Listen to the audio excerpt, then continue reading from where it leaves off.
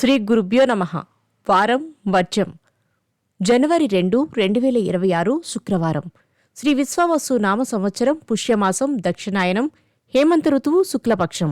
చతుర్దశి సాయంత్రం 6:55 వరకు పూర్వాషాఢకార్తె. నక్షత్రం మృగశిర రాత్రి 8:05 వరకు.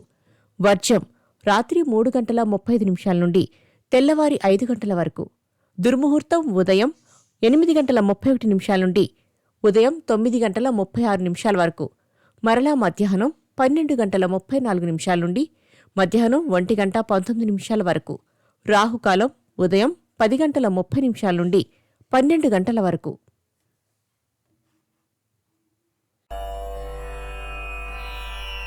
ద్వాదశ రాశులు.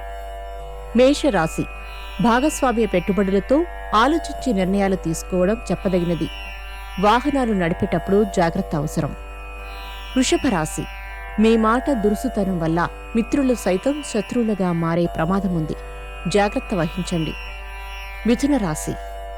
దైవానుగ్రహం వలన మీ ఊహ వాస్తవికతకు దూరం అవుతుంది. బాధ్యతలు సమగ్రంగా నెరవేరుస్తారు. కర్కాటక రాశి. ముఖ్యమైన పత్రాలకు జత చేయవలసిన వాటిని మర్చిపోయే అవకాశం ఉంది. జాగ్రత్తలు పాటించండి. సింహరాశి. హితులు శ్రేయోభిలాషులు పెద్దలను కలుసుకుని చర్చలు సాగిస్తారు. సాంకేతిక విద్యావకాశాలు లాభిస్తాయి. కన్యారాశి. సంతాన విద్య విషయంలో కొంత అశాంతికి లోనవుతారు. ఉద్యోగ యత్నాలు ముమ్మరం చేస్తారు. తులారాశి.